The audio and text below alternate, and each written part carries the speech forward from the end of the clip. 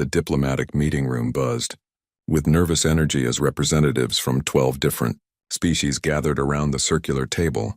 Dr. Rachel Stone adjusted her tablet and glanced at her 6-year-old daughter Lily, who sat quietly in the corner with her coloring book.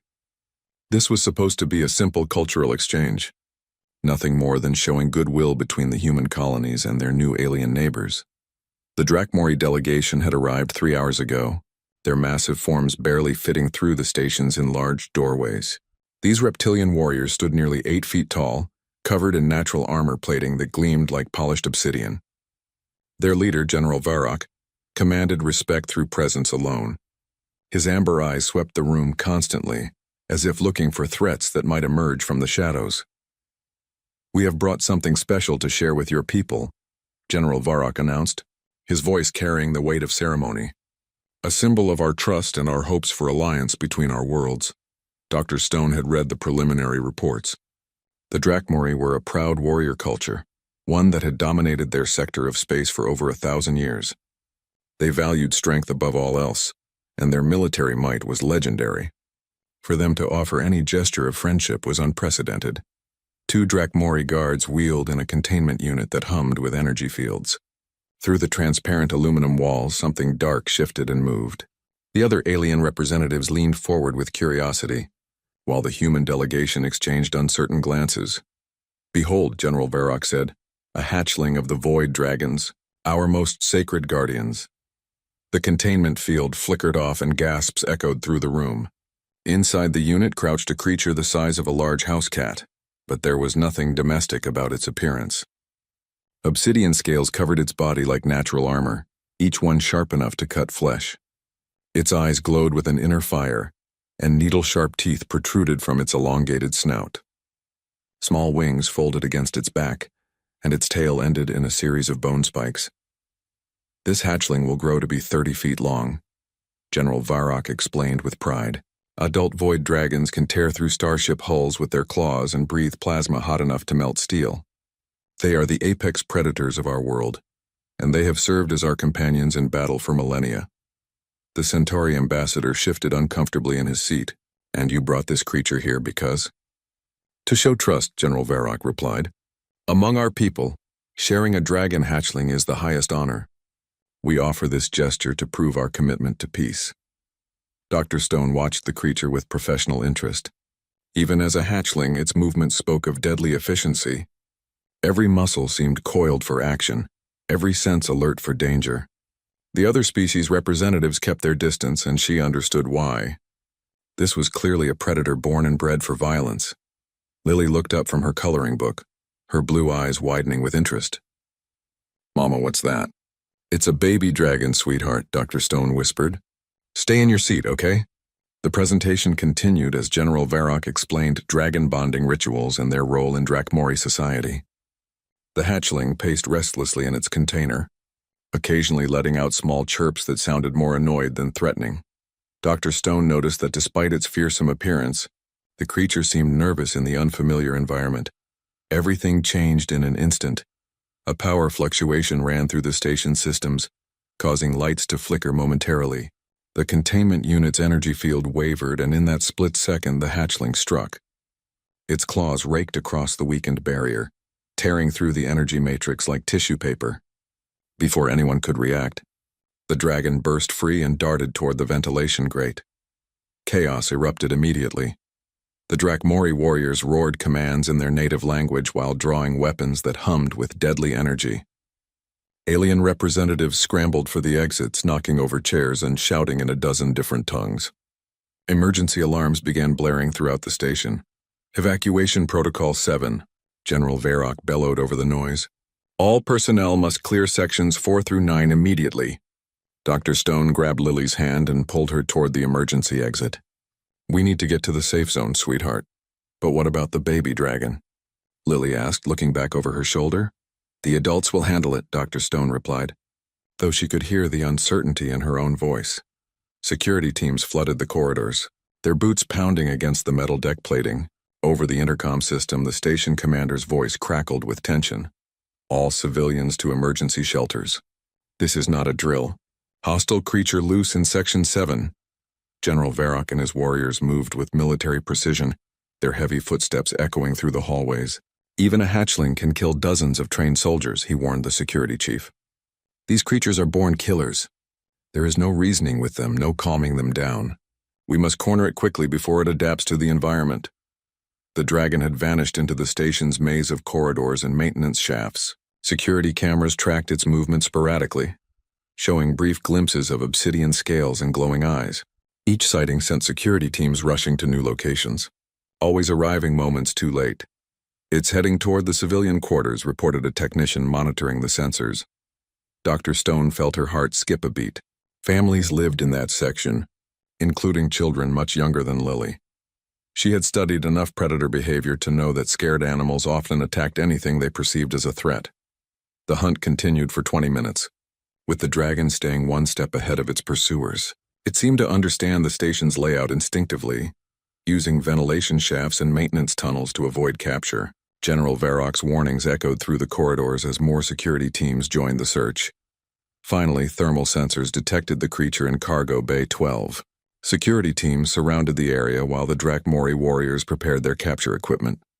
Through the security cameras, they could see the hatchling huddled behind a stack of supply containers, its scales dark against the metal walls. "Prepare for breach," General Varrock commanded. "Remember, these creatures show no mercy. Approach with extreme caution."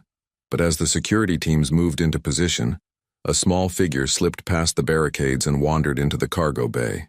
Lily had gotten separated from her mother during the evacuation and had been following the sounds of the search. She walked into the cargo bay just as the frightened dragon, Hatchling, poked its head out from behind the containers, its glowing eyes wide with confusion and fear. Lily stood perfectly still in the cargo bay doorway, her small hands clutching a stuffed rabbit she had been carrying during the evacuation. The dragon hatchling crouched 20 feet away behind the supply containers, its obsidian scales catching the overhead lights like polished glass. Every adult in the area held their breath, waiting for violence to explode across the room. Instead, Lily tilted her head to one side and smiled. "Oh my goodness," she whispered, her voice carrying clearly in the silent bay. "You're the cutest little dragon I've ever seen." The hatchling froze mid-crouch, its glowing amber eyes fixed on the small human.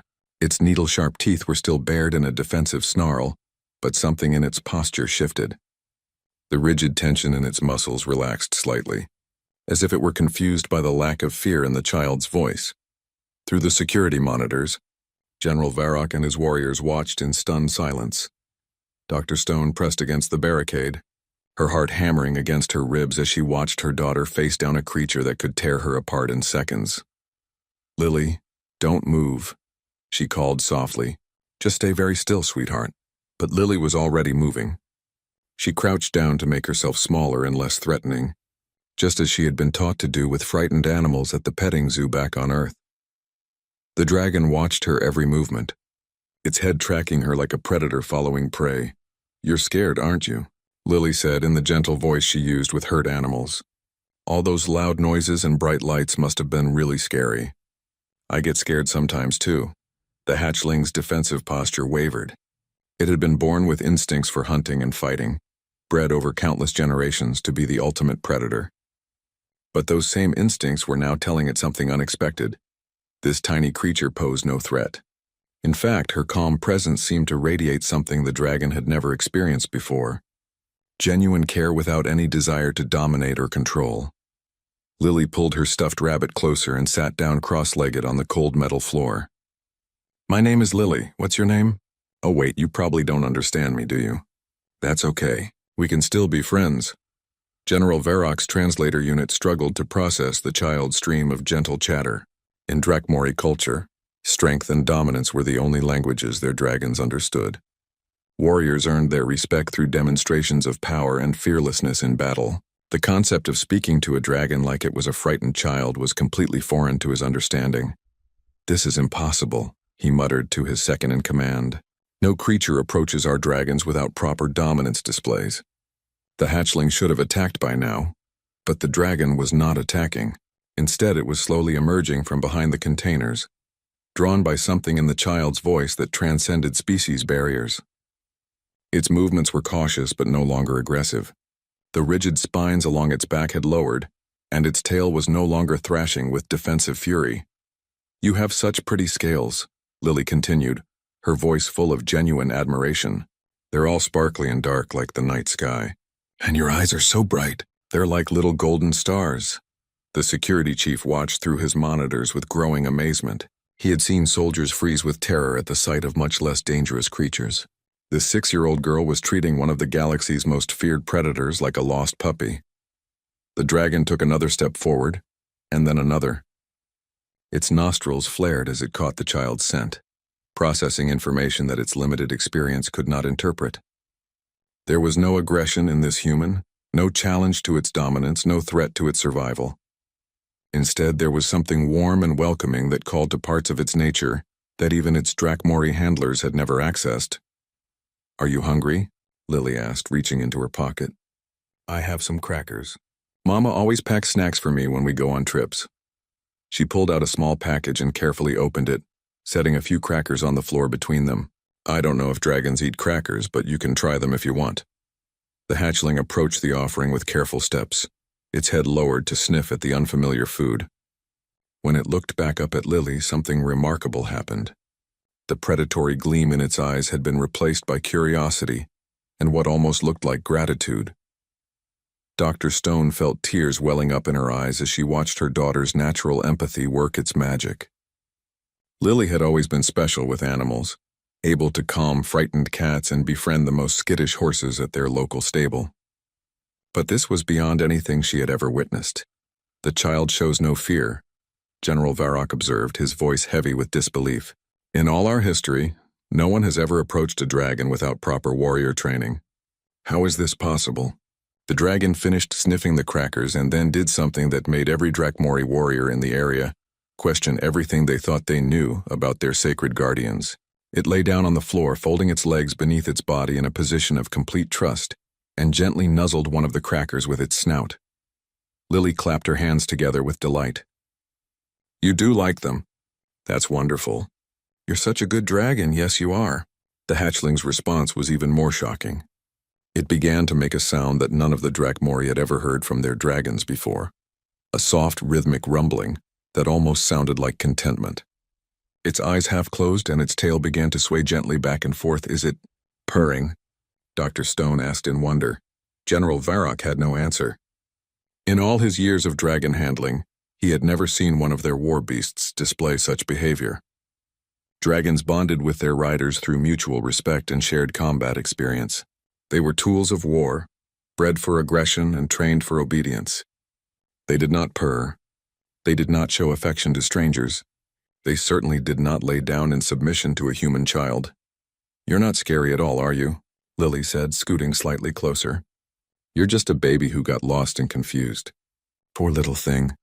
The dragon lifted its head and looked directly into Lily's eyes. For a moment that stretched into eternity, two completely different species connected on a level that transcended biology, culture, and evolution. The child saw past the sharp teeth and armored scales to the frightened young creature beneath. The dragon saw past its own predatory instincts to recognize a source of warmth and acceptance it had never known existed. When the hatchling took one final step forward and gently bumped its snout against Lily's outstretched hand, the sound of collective gasps echoed through the security monitors. The most feared predator in known space had just chosen a 6-year-old human girl as its companion. "Well," Dr. Stone whispered, not sure whether to laugh or cry, "I guess we're going to need to have a very interesting conversation with the diplomatic corps." 2 hours later, the diplomatic crisis had reached levels that threatened to shut down the entire cultural exchange program. Lily sat in the station's medical bay while Dr. Foster ran routine scans. The dragon hatchling curled up on the examination table beside her like an oversized cat. Every time someone tried to separate them, the creature would become agitated and refuse to cooperate. "Mama, can we keep him?" Lily asked for the 15th time, gently stroking the dragon's scales. "He likes me and I like him. He's lonely without friends." Dr. Stone rubbed her temples, feeling a headache building behind her eyes. "Sweetheart, it's not that simple. He belongs to the Drakmori people, and he's going to grow up to be very, very big, bigger than our whole apartment. But we could get a bigger apartment, Lily insisted with the unshakable logic of childhood, and he could learn to be gentle. He's already being gentle with me. Through the medical bay's observation window, General Varrock paced back and forth like a caged animal. His massive form barely fit in the corridor and his amber eyes burned with frustration. 3 other Drakmori warriors flanked him, their ceremonial armor clanking with each step. This is unprecedented, he rumbled to Ambassador Martinez, the station's head diplomat. In 3,000 years of dragon bonding, no off-worlder has ever been chosen. The sacred bond cannot be broken once formed, but neither can it be permitted to continue with an untrained human child. Ambassador Martinez had been fielding emergency communications from a dozen different planetary governments for the past hour. General, with all due respect, your dragon seems perfectly content with the current arrangement. Perhaps we should consider this an opportunity rather than a crisis. You do not understand, General Varrock growled. This hatchling will grow to be a weapon of immense power. Without proper training in Drakmori warrior traditions, it will become uncontrollable. The child cannot possibly provide the discipline and combat conditioning that dragon bonding requires. Inside the medical bay, Lily had begun teaching the hatchling a simple game of peekaboo using her hands. Each time she revealed her face, the dragon would bob its head and make that strange purring sound. Its tail swished happily across the examination table, and its eyes tracked her movements with obvious affection. Dr. Stone watched in amazement as her daughter demonstrated a connection with the creature that seemed to bypass every known rule of xenobiology. How is she doing that? She asked Dr. Foster. According to everything we know about Drakmori dragons, they should only respond to displays of dominance and strength. Dr. Foster adjusted his scanner readings and shook his head. I'm seeing neural activity in both subjects that I've never encountered before. The dragon's brain patterns are showing responses in areas we associate with attachment and emotional bonding. It's as if Lily's presence is activating pathways that were dormant in its neurological structure. The door to the medical bay slid open, and General Varrock entered with his translator device humming. His enormous frame made the room feel suddenly cramped, and his presence should have terrified any normal creature. Instead, the dragon hatchling looked up at him with mild curiosity, before returning its attention to Lily. Hatchling, General Varrock commanded in his native language, his voice carrying the authority of centuries of dragon handler tradition. Come, return to your proper place. The dragon glanced at him again, then deliberately turned its back and snuggled closer to Lily. She giggled and wrapped her arms around its neck, causing it to purr even louder. General Varrock stared in disbelief. Impossible. Dragons do not ignore direct commands from qualified handlers. Maybe he doesn't want to leave his friend, Lily said, looking up at the towering warrior without a trace of fear. He's scared when you talk so loud. Animals don't like loud voices. It is not an animal, General Varrock corrected firmly. It is a sacred guardian, bred for war and trained for combat. Your species lacks the proper understanding of what this creature represents. Lily considered this seriously, her 6-year-old mind processing the concept. But he acts like an animal. He likes to be petted and he purrs when he's happy, and he gets scared when there are loud noises. Maybe he doesn't want to be a warrior. Maybe he just wants to be loved. The words hit General Varrock like a physical blow. In Drakmori culture, the concept of choice in one's life path was alien. Dragons were born to serve in battle, just as warriors were born to lead them. The idea that a dragon might prefer affection over glory was incomprehensible.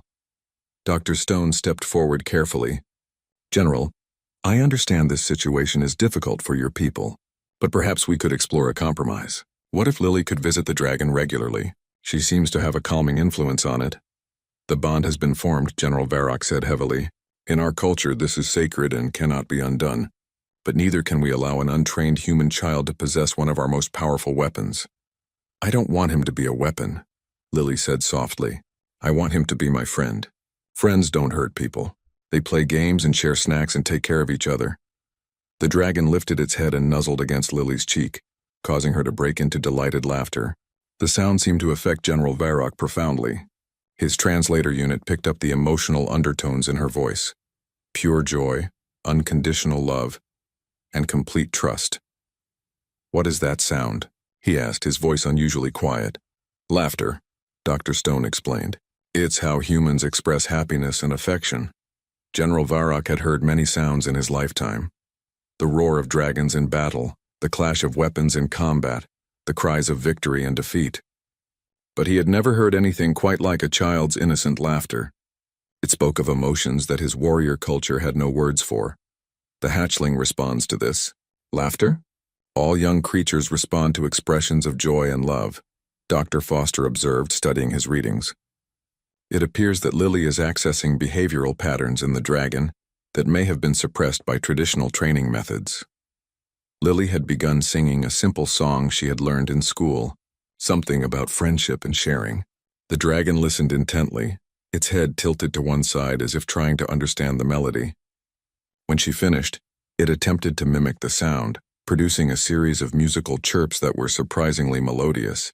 "He's trying to sing with me," Lily exclaimed. "Did you hear that? He's so smart." General Varrock felt something shifting in his understanding of the universe. For 3 millennia, his people had bonded with dragons through strength and dominance. They had created the most powerful military force in known space by treating their guardians as living weapons. But watching this human child interact with the hatchling, he began to wonder if they had been missing something fundamental about the nature of the bond itself.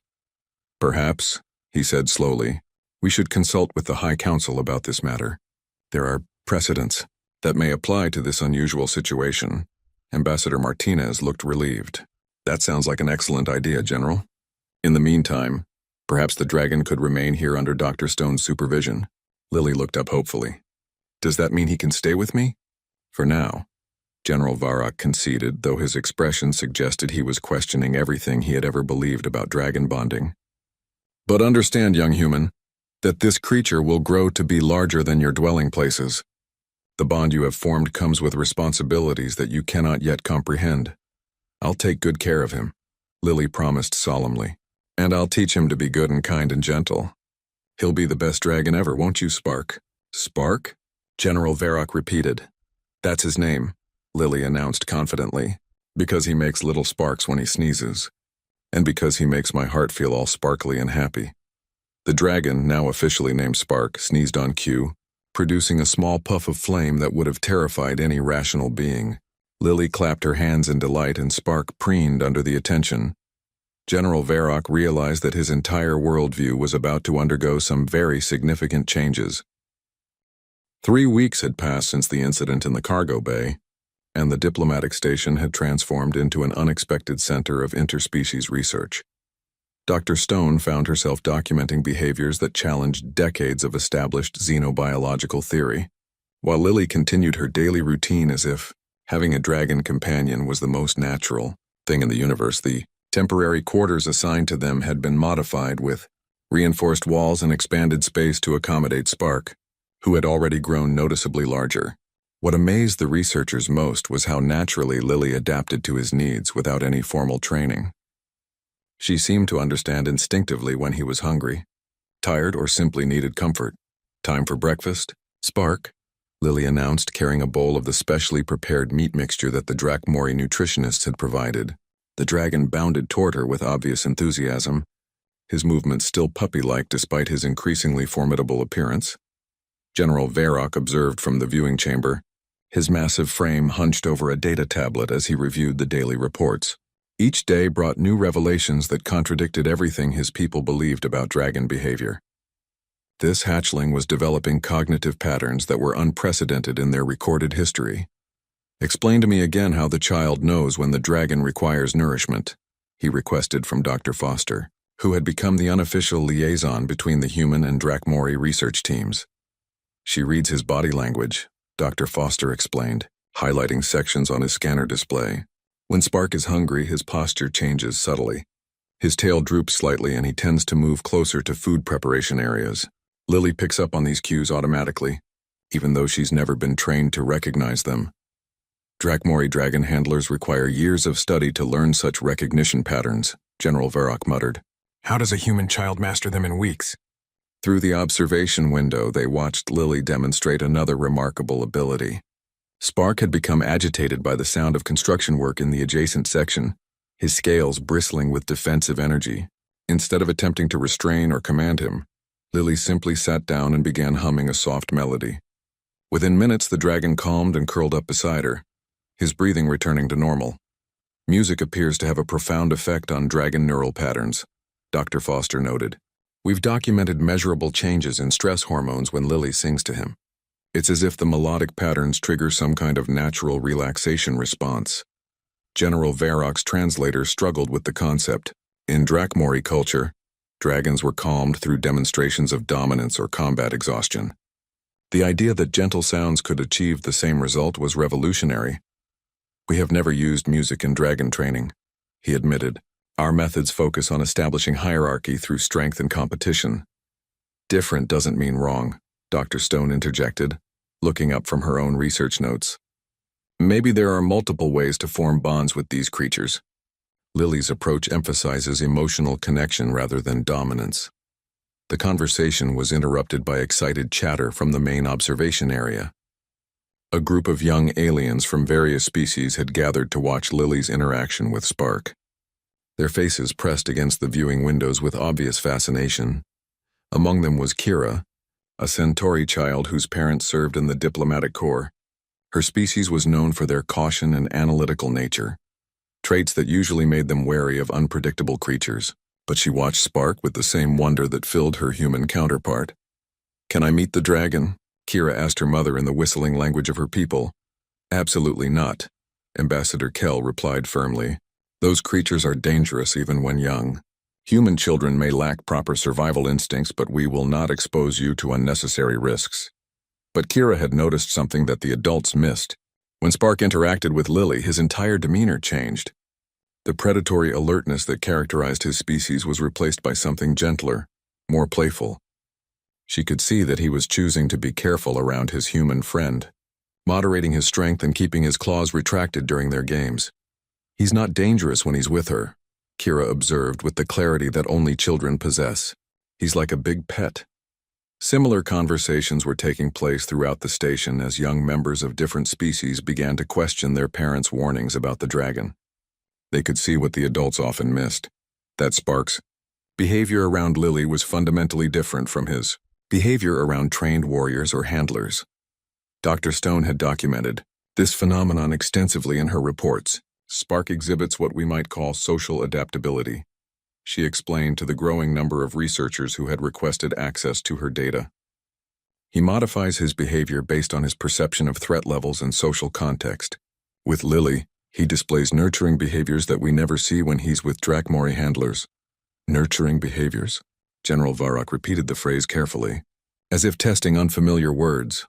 "Watch this," Dr. Stone said, activating a recorded observation from the previous day.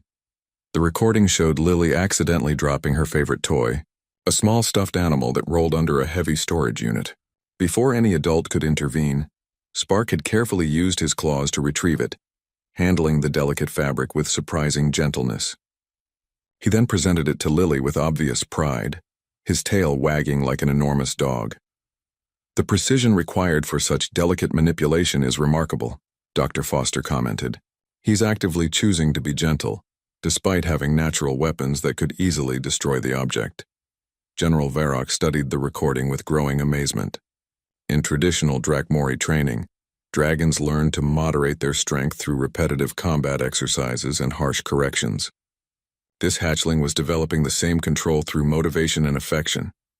"Perhaps," he said slowly, "we have been incomplete in our understanding of dragon nature." The breakthrough came during Lily's afternoon playtime. She had been teaching Spark simple games that required cooperation rather than competition. Today's activity involved building towers from soft blocks and then carefully knocking them down together. "Your turn, Spark," Lily said, placing a block on top of their construction. "But be gentle, okay? We want it to stay up until we're ready." Spark approached the tower with intense concentration, his movements deliberate and controlled. Using just the tip of his claw, he placed his block with surgical precision. When the tower remained standing, Lily cheered and clapped her hands, causing Spark to puff out his chest with obvious pride.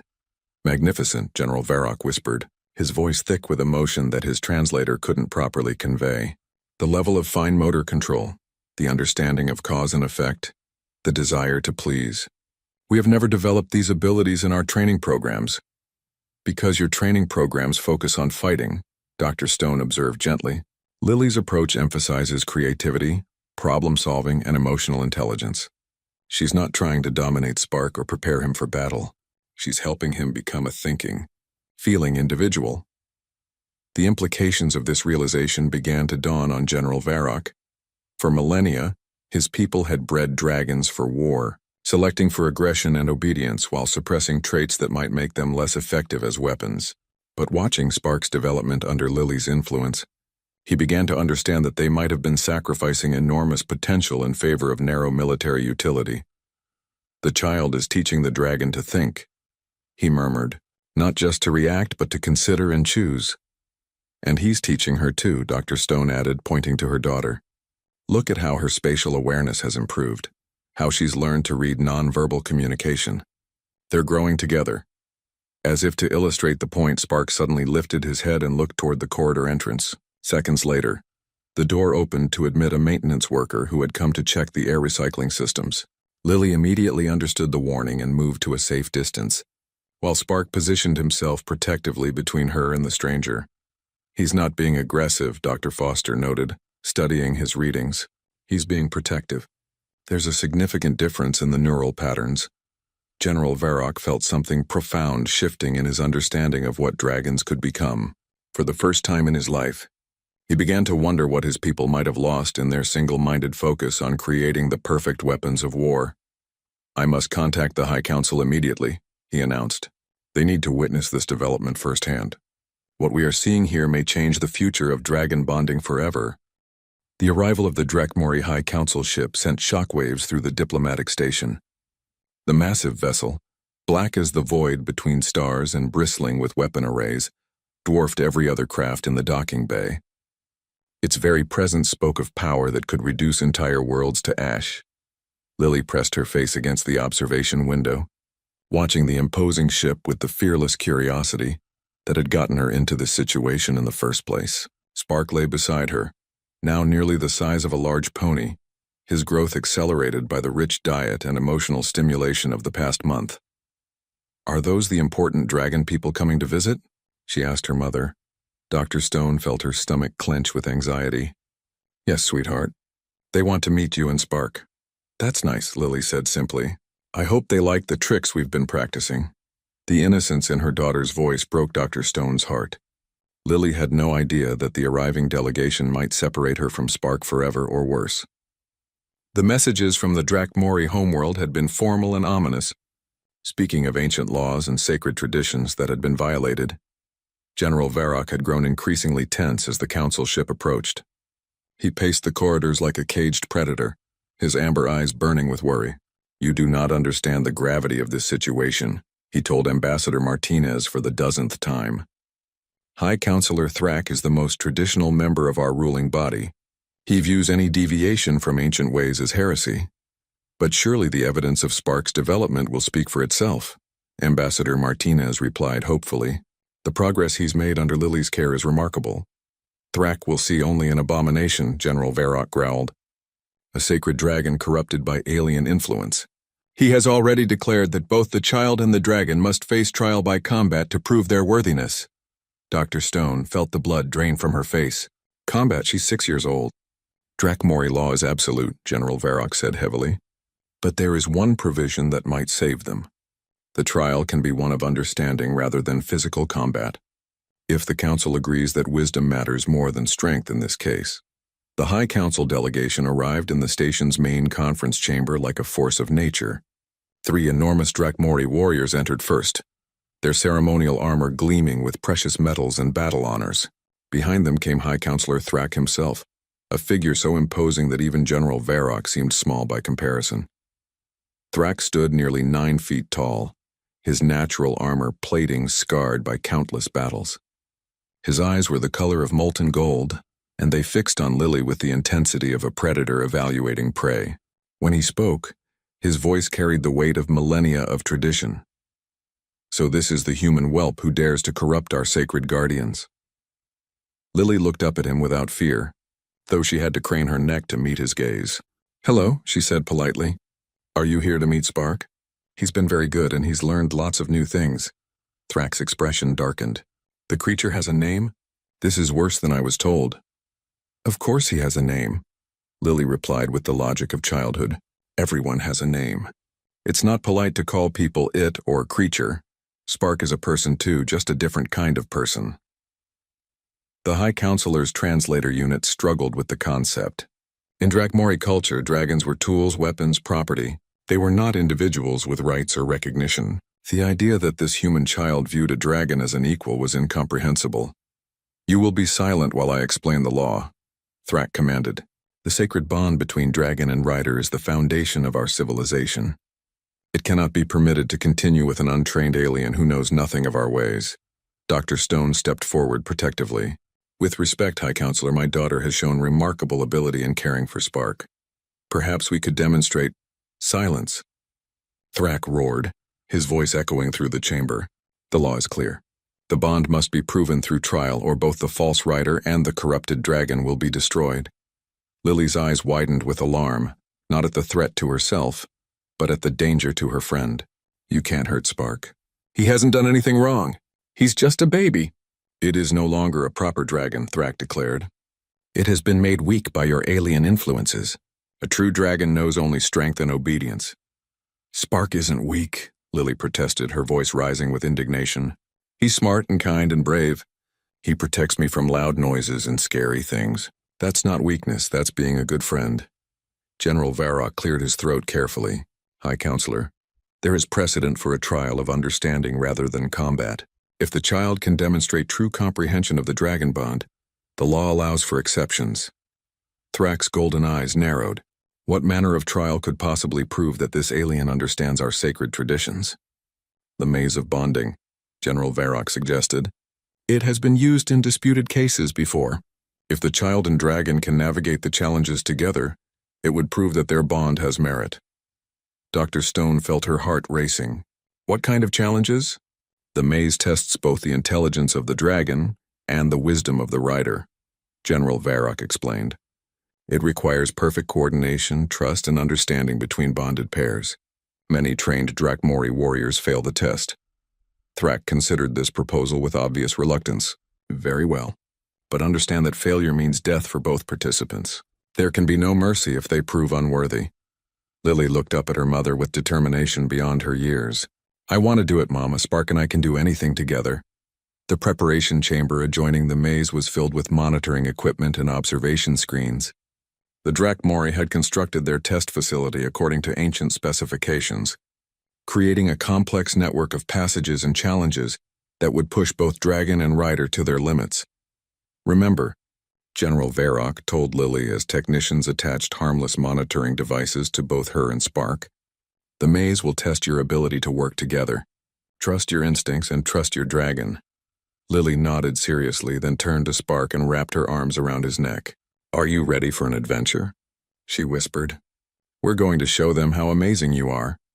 Spark responded with a gentle rumble of contentment, his golden eyes reflecting complete confidence in his human companion. To him, this was just another game they would play together. High Counselor Thrak observed the preparations with skeptical eyes. The child shows no proper fear, he commented to his aide. She does not understand the magnitude of what she faces. Perhaps, General Varrock replied quietly. Fear is not always necessary for courage. The massive doors to the maze of bonding ground open with mechanical precision, revealing a passage that disappeared into shadowy depths. Ancient symbols carved into the walls pulsed with soft light, and the air itself seemed to hum with energy. Lily took Spark's claw in her small hand and smiled up at him. Come on, buddy. Let's go show them what real friendship looks like. Together, they stepped into the maze, ready to prove that love and understanding could triumph over centuries of tradition and the rigid demands of ancient law. The maze of bonding stretched before them like a living entity, its walls shifting with patterns of light that seemed to respond to their presence. Lily and Spark moved forward hand in claw, their footsteps echoing in the ancient corridors while the High Council watched through monitoring devices that had recorded countless trials over the millennia. First challenge approaching, General Varrock announced from the observation chamber. The pit of trust. The passage opened into a circular room with a deep chasm cutting across their path. On the far side, A narrow ledge led to the next section of the maze. Traditional dragon riders would command their mounts to fly across while demonstrating their dominance through aggressive posturing and loud commands. Lily studied the gap thoughtfully, then looked up at Spark. "Can you fly across with me?" Spark spread his wings, which had grown considerably in recent weeks but were still too small for sustained flight. He could probably manage a short glide, but carrying Lily would be risky. Instead of attempting the obvious solution, he moved to the edge of the pit and began examining the walls with careful attention. "What are you looking for, buddy?" Lily asked, crouching beside him.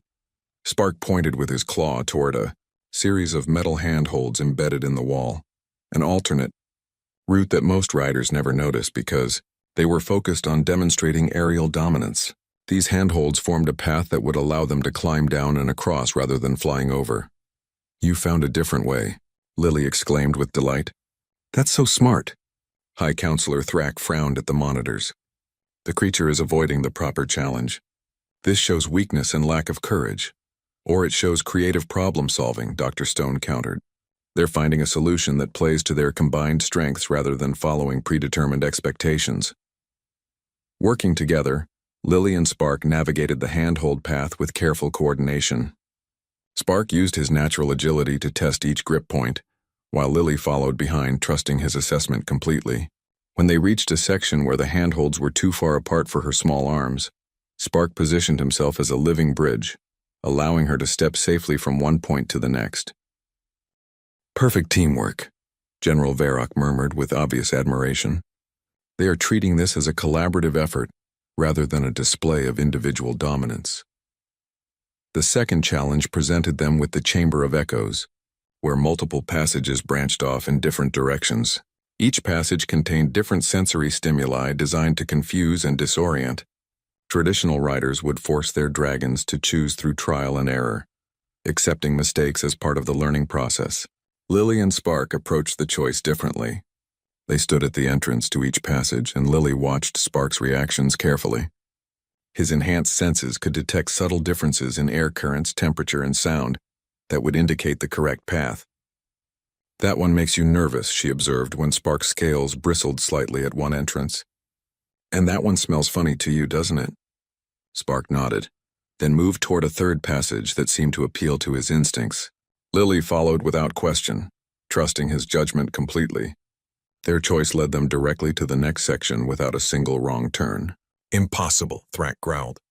"The chamber is designed to require multiple attempts. How did they navigate it perfectly on the first try?" "They communicated," Dr. Stone explained. Lily read Spark's nonverbal cues and trusted his superior senses. She didn't need to dominate him to benefit from his abilities. The third challenge was the wall of coordination, where rider and dragon had to work together to manipulate a complex mechanical puzzle. Ancient symbols had to be pressed in the correct sequence, but some were positioned too high for humans to reach, while others were too low for dragons to access comfortably. Lily studied the symbols carefully, her young mind working to identify patterns. "It's like a song," she said suddenly. "Look, Spark, the symbols are arranged like musical notes. We need to play them in order from low to high." She pointed to the lowest symbol, which Spark pressed with his claw, producing a deep, resonant tone. Lily reached for the next symbol in the sequence, her small hands able to activate mechanisms designed for more delicate manipulation. Together they worked their way through the musical puzzle, each taking turns based on their individual capabilities. The melody that emerged was hauntingly beautiful, an ancient Drakmori composition that spoke of harmony between different forces. As the final note echoed through the chamber, hidden doorways opened to reveal the maze's final section. "The Song of Unity," General Varrock whispered, his voice thick with emotion. "It has not been played in the maze for over 2 centuries. Most modern riders lack the patience for such delicate work. Because they're focused on proving dominance rather than achieving harmony," Dr. Stone observed. "Lily and Spark are demonstrating a completely different philosophy of partnership." The final challenge was the Circle of Truth, where the bond between dragon and rider would be tested at its most fundamental level. The circular chamber contained no obvious puzzles or obstacles.